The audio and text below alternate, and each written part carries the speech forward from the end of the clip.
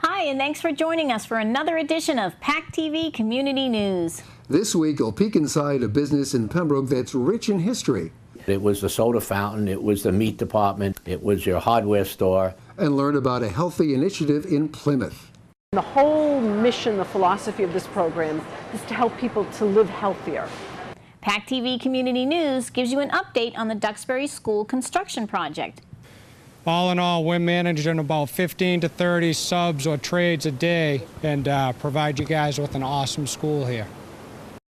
And you'll see a new spin for a good cause in Kingston.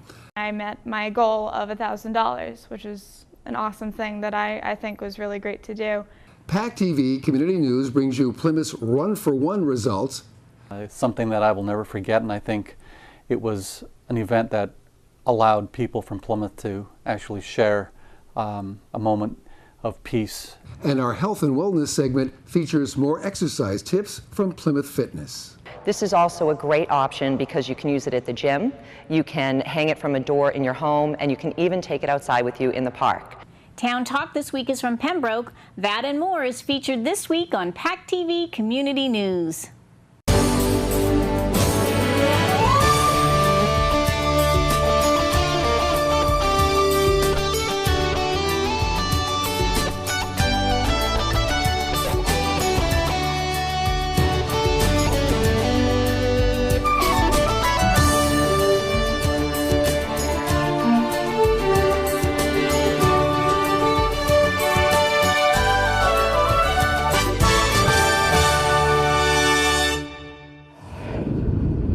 PACTV Community News has been following the Duxbury School construction project this year.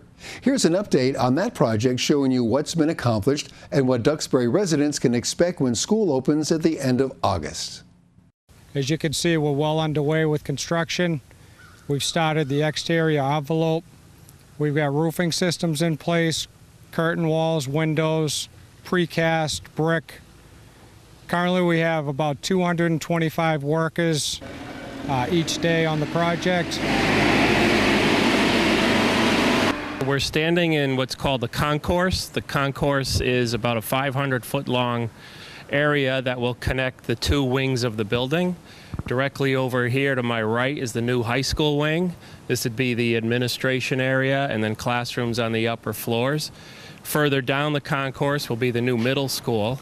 And over on my left is all the athletic areas. The high school gym is directly over here, followed by the middle school gym. Further down the concourse is the cafeteria and the library area. So the entrance area directly behind me is the high school entrance, and all the way down at the very other end will be the entrance for the new middle school. We're targeted to be complete around June of 2014 with this, the first phase of the project. We're now standing in the Black Box Theater lecture hall room. This is a multi-function space that can serve either as a lecture hall or the Black Box Performing Arts Theater. Behind me you can see the seating risers in which theatrical seating will be placed. And overhead are the catwalks which the theatrical department will use for the theatrical lighting. I'm standing on the third floor of the new high school. This is the classroom section, and down on the east elevation of the science labs. We've probably had about 30 trades come through here already, from the structural steel, the concrete slabs, all the mechanical, electrical, plumbing subs. We've got all the fire protections in place, the rough electrical, the ductwork, the insulators, low voltage guys. We've got the rooftop units set. We've got all our through-wall fire stopping. We've got the brickies down below us bringing up the elevators and stair shafts. We've got stairwells going in, railings. In a couple days, we're going to start drywalling this area, and we're actually going to create some classrooms. So all in all, we're managing about 15 to 30 subs or trades a day to try and coordinate to get all these activities into place and provide you guys with an awesome school here. Right now on schedule, we've got different focuses in the building, and our schedule has different focuses. If we stick with the exterior perimeter and the envelope, you can see all the curtain walls going in, the roofing systems going in, Those are pretty much on schedule, and we're going to have the envelope complete before winter time. We've got about 20 roofers here each day, 20 window installers, and we've got guys putting the brick on, about 30 brickies inside and outside of the building. And the idea is by early spring next year, we're punch listing the building, walking the inspectors through, and getting ready for the owner to take over the building. For many years, Pembroke's historic center's focal point was the Henrich store. In the early 70s, a dramatic fire destroyed most of the building. PACTV Community News takes you to meet its owner and hear more about its history. On January 21st, 1974, as a result of a gas leak, we had a fire that destroyed the entire building. The only thing that survived was the little section 20 by 40 feet. This thing was raging, but it was old wood, and once it started, and at the time of the fire, there was an appliance store in where the general store had been originally. But I can still move some of the ceiling tiles in where we're sitting right now, and there's a few charred beams that are up there that after the fire we had treated one up. But this particular 2040 section, we did that survived it, but the rest of it was totally taken down. So we will be coming up on 40th anniversary of that fire. The store provided, it was the only retail establishment in its original state. It was the soda fountain, it was the meat department, it was your hardware store. The store would sell gasoline, also provide oil, and one of the stories of some well-known citizen in town who as a teenager was working in the store and was not too mechanically inclined. When someone came in to get some oil for their car, they went to the barrel to pump the oil, except they went to a barrel that had molasses in it. So molasses wound up in the car, and Ken Henrich had to buy a new engine for the car owner because he didn't get too far down the street, and everything seized up. You know, it's just the whole center has changed so much from the time that the shopping center went up, and at the time of the fire, there was a mobile station across the street. Big concern at that time. The fire was so huge, and with the old wood and everything going, that there was a concern for the gas station that we have a bigger hazard. But fortunately, they were able to keep it contained, at least to here. So there was a motorcycle group called the Piranhas, and the Piranhas had they were kind of an attraction in the center of town. I mean, a good bunch of guys. They just a motorcycle club. There was a lot of noise and activity, but they were good neighbors from my standpoint. I never had a problem with them being over there. This picture was taken before the area we're sitting in right now was even built. It was just it was what was there for the general store. Pembroke is unique, and I've said to several people, and I've challenged them to find another town that can offer within walking distance in the center all of the services, and I can start with you go with your post office, your fire station, your police station, your town hall, your senior citizen center. You've got a full-service shopping center, supermarket. You've got your banks, your funeral home. It's all within the center, within walking distance.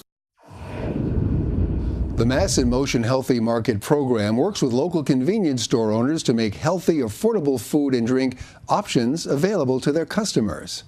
This August, Healthy Plymouth, in conjunction with Jordan Hospital, will celebrate the market at the Pine Hills as the first Mass in Motion Healthy Market. PACTV Community News visited the market at the Pine Hills to learn more. Hi, I'm Sue Blackington Harris. I'm the manager of the market here in Pine Hills. And today we're going to be walking through with Jordan Hospital. We're doing a promotion on how to eat healthy.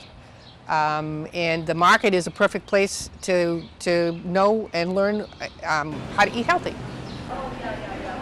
My name is Masha Richards. I am a dietitian at Jordan Hospital. And I am working with the hospital and the town of Plymouth on a Mass in Motions program. And the whole mission, the philosophy of this program is to help people to live healthier. Plymouth became a Mass in Motions community in 2012. And with that designation, one of the projects that we're working on is the Healthy Market program. This is how I met Sue and Dane at the market. They contacted the hospital and expressed an interest in becoming our very first Healthy Market program.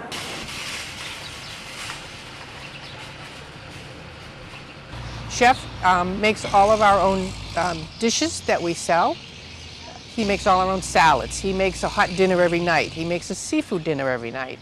And Marcia has worked with him to come up with what's the right portion to eat. She's helped us to revise our recipes so that they are healthy. And we want to be able to share that with the community here in the market. Yeah, that's a good one. Yeah. Don't get used to this, all right? I'm Dane Axton from the Pine Hills Market, prepared food chef. I also run the deli and the sushi department. We have a lot of things that are good for the healthy menu. We do our own brined in-house chicken, which is an all-natural, antibiotic-free chicken, and we brine it in-house and open fire roast it. So there's no frying involved, no extra added butter or oils or anything like that. Also, all of our salads that we make in the prepared foods have no preservatives in them. Just very simple, wholesome, fresh cut vegetables by hand daily, which is great. I always say restaurant quality food in a grocery store convenience. The Healthy Market option tag will look just like this, but a much smaller version, needless to say. So it'll be very easy if you're in the cereal aisle or the soup aisle or the pasta aisle to look and see which of those items might have this healthy option tag. On Monday, August 12th at 11 a.m., the Market of the Pine Hills will launch the Healthy Market program. There'll be an array of guest speakers detailing the program, tours of the market highlighting various components, food tastings from the market chefs, and goodie bags for the first 100 attendees. All are welcome to attend. Our communities are enriched by the many walking and running fundraising opportunities available to area residents. Nearly every weekend, you can find an event in one of our towns. PACTV Community News caught up with a Kingston resident who took her cause to a new platform. My name is Erica, and I'm a resident of Kingston. Just recently, I did a competition for jiu-jitsu, and what jiu-jitsu is a ground sport where you compete with other people in your weight class. But what I did was Tap Out Cancer is a company that raises money strictly for the Leukemia and Lymphoma Society. So in this competition, what you do is you become a fundraiser and you get a specific amount of money that you get to raise. And once you meet that goal, you can just keep going. So once I met my goal, I kept raising it higher and higher, and I met my goal of $1,000, which is an awesome thing that I think was really great to do. There were about 200 people there that competed of all ages. There was both men and women, and everyone was there from all over the state. So the day of the competition, it was actually a really relaxed situation because all the people that are there are raising money for this amazing cause. So there's not a lot of stress. Everyone's friendly with everyone. It's not that strict competition where everyone's like, oh, I'm going to get you kind of thing. By the end of the day, everyone had raised over $20,000 to go to this great cause. And even the vendors that were there, they weren't taking any money themselves. They were donating everything. There was a company that sold sports soap. So all their proceeds that they made, they gave it straight to the leukemia and lymphoma. So everyone was just, oh, we're family, we're doing something greater for anyone else, and if I win, that's great, but I've already won because I've raised this money. Many organizations and communities responded to the tragedy of the Boston Marathon bombings. This past spring, Plymouth held its Run for One event, and PACTV Community News caught up with Plymouth School Superintendent Gary Maestas to learn how this local effort has helped marathon victims. We all run for one. We all run for one. We all run for one. We all run for one.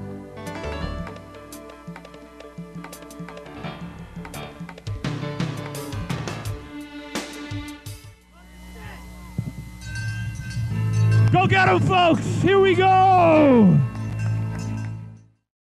Looking back at the race, I think we're very fortunate to have a community that's very supportive of doing an event like the Run for One. When I first started talking about it with Melissa Aregi and some of the town officials, I had no idea that we were capable of pulling together a race in a month's period of time and breaking a record for attendance for a race. We actually had over 1,100 runners, and it was just such a heartfelt day, and I think it gave the people of the town of Plymouth an opportunity to express a little bit of concentration or a little bit of focus for people that were injured in the Boston Marathon. So for us as a community, I think it was remarkable. It's something that I will never forget, and I think it was an event that allowed people from Plymouth to actually share a moment of peace and a moment of remembrance for the people that passed and also the people that were injured during the race. Cross, breakneck speed, congratulations, 1490. Amazing. On July 15th, we were able to go to the State House and turn over a check to the Run for, it's actually the One Fund, from the Run for One for $37,710, which that is the balance of funds that we were able to collect for the One Fund. That's a symbol of compassion from the town of Plymouth and all the different organizations that helped us to put the event together.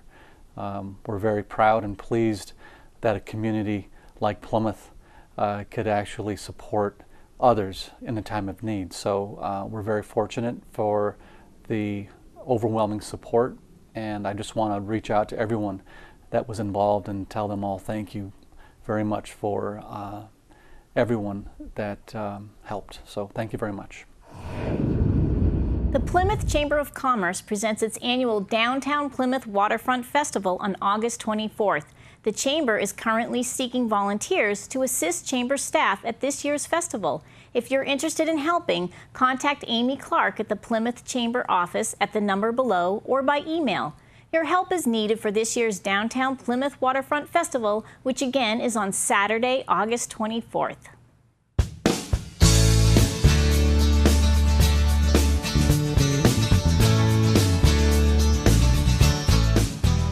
Hi, this is Cass Healy, personal trainer here at Plymouth Fitness with your PCN Health and Wellness segment. Today I'm going to be talking with you about bodyweight training as a form of resistance training. This is a great option because it's a lot easier on the joints. You can usually move from one exercise to the next very easily, keeps your heart rate elevated, and you get more of a calorie burn. Today we're going to be using the suspension trainer in our workout. This is also a great option because you can use it at the gym, you can hang it from a door in your home, and you can even take it outside with you in the park.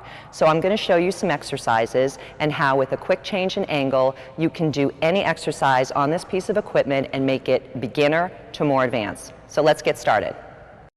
Devin is starting with a beginner lower body move. This is a bodyweight squat and is a great way to learn the techniques of a good squat. She's sitting back into the squat and she's making sure that her knees are not tracking over her toes. Jamie is doing a much more advanced version of the same type of exercise. This works the same lower body muscles, but because it's a unilateral exercise, all of his weight is on one leg, so it's significantly more demanding. Both Devin and Jamie are doing an inverted row, which is a great exercise for the lats.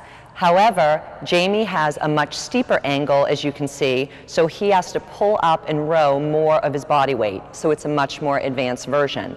Either way, this is a great exercise for your lat muscles, and you're also recruiting your biceps, your forearms, and even your core muscles. This next move is a suspended chest press. Again, both Devin and Jamie are doing the same exercise, but because Jamie's angle is much steeper, it's much more challenging. This is a great exercise for the pec muscles, but because it is a compound movement, you're also working the front of your delts and your triceps. And of course, because we're doing the suspended version, you're definitely engaging your core as well. Devin is doing a very advanced exercise called a side plank. This not only engages the entire core, but actually takes a lot of attention here at the obliques to keep her stabilized and make sure that she's not turning either way. This is a tough move, and Devin's doing a great job. Jamie's doing a suspended crunch. This is also a great ab exercise, and it really targets your lower abs. So if you're looking to add some variety to your resistance training, give bodyweight training a try. This is Cass Healy with your PCN Health and Wellness segment. Thanks for watching.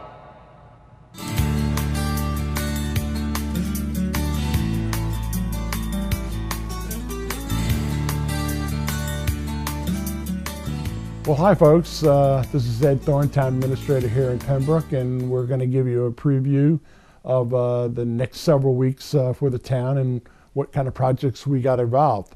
One of the things that's very anticipated in town is the traffic signal at Route 53 and Pleasant Street. I know that it seems like every month we talk about it, but I just wanted to let you know that we're moving forward, that we've had the surveying crews out there. Basically, they're there to establish the right-of-ways, what land is legally owned by the state. There's also environmental issues that have to be dealt with, whether or not we're going to be the impact as we widen the road and widen the intersection, if it'll have any environmental issues that will be surrounding that. And so, and utilities. Obviously, we have water and electric and telephone and cable, everything's out there. So all those issues have to be addressed as we put together the report. Want everybody to know that obviously now with the summer months are here and the hot weather, the swim lessons are available now at Little Sandy and Town Landing. We've spruced up the two beaches with new docks, and I think that's been well received by everybody that uses the facilities, and it really makes it look very first class. You can sign up for swim lessons either through the phone or through Town Hall here, or go to the town's website. And we've got somewhere in the vicinity of over 160 kids have signed up for swim lessons, so we're really pleased. This probably is the highest number we've had in several years. We're looking at solar energy projects. We've got a couple of sites in mind. Our Energy Commission or committee is meeting with the planning board to go over changes in our zoning bylaws to allow for solar energy projects to be put in, especially on town-owned property. And obviously that's the wave of the future for a lot of communities. And as things are tight budget-wise, any break that we can get in our utilities, our electric bill to the town, just on the town side alone, is over $500,000. So you can see that any savings that we got there, will help us in the future. Speaking about the budget, we're going to be meeting tomorrow night with the Cash Management Committee. This is made up of representatives from boards and commissions in the school department, as well as my office, and we'll be looking at the FY14 budget that we just started a couple of weeks ago, and we have some issues that were raised after the annual town meeting, and we want to make sure that we have our financial plan in place so that we can make the necessary adjustments in the fall town meeting, so that we're allowed to set up the tax rate. Also, we've got meetings scheduled with the recycling committee to go over our year-end report as to how our curbside recycling went and how the recycling center operated in FY13, and we'll be looking at going forward in FY14. That'll be the last year that we have a contract with CMS Covanta, so we'll be looking at reconsidering their contract as to where we take our trash, and also how we can better serve the public at our recycling center. We'll also be talking about any the grant program that's available through DEP to see if we're going to either buy some equipment for the recycling center or future public participation programs.